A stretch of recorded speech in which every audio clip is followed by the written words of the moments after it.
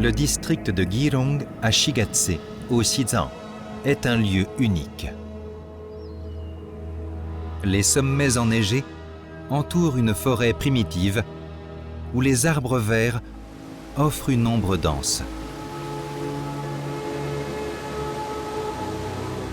Les cascades dévalent les montagnes, souvent sous un soleil éclatant.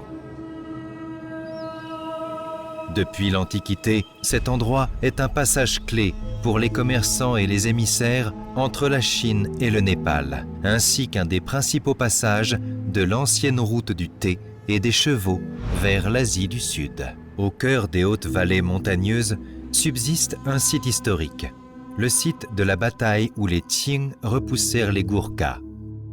Les traces de cette bataille sont encore visibles. Les falaises abruptes rendent le lieu facile à défendre, mais difficile à attaquer, semblant annoncer une détermination pour la victoire.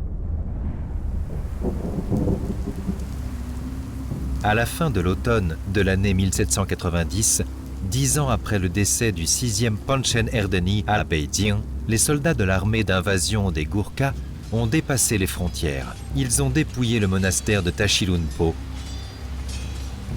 emportant tout ce que l'empereur Qianlong avait donné au Panchen Erdeni, dont des statues de Bouddha en or et argent, des ustensiles de culte, des perles, des coraux, des gemmes et même la charte d'investiture en or du Panchen Erdeni par le gouvernement des Qian. La nouvelle venue de loin a irrité l'empereur Qianlong.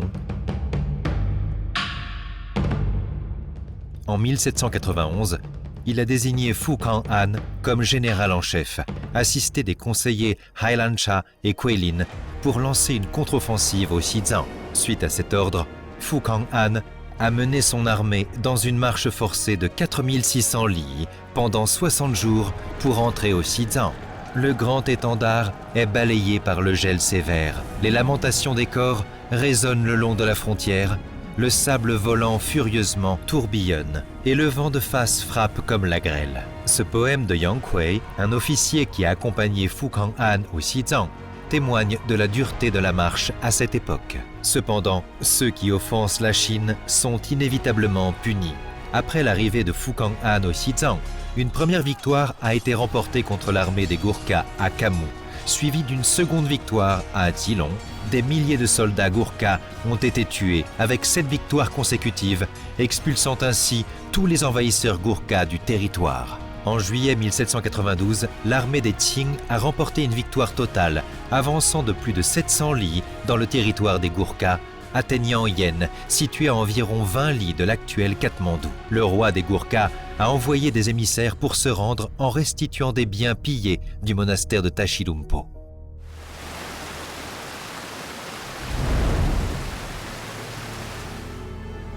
Les anciens champs de bataille, qui sont maintenant baignés de soleil, revêtus d'une végétation prolifique.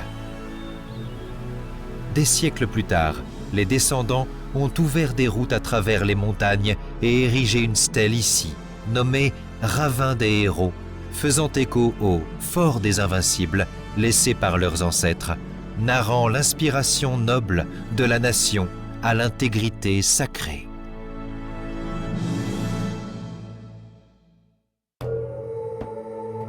Ce tableau est conservé jusqu'à aujourd'hui au musée du Palais impérial.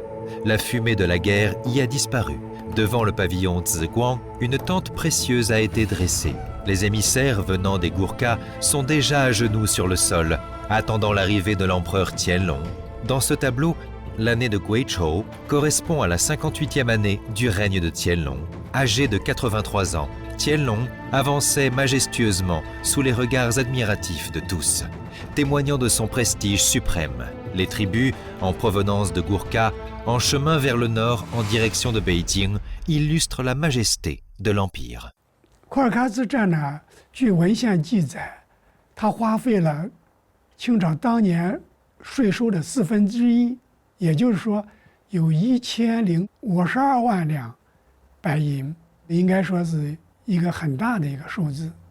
这场战役也给西藏带来了近50年的和平和安宁。当中央政府强盛的时候，西藏的发展，那就是能得到保障。康熙末年，准噶尔盟国曾经进西藏，占了3年多。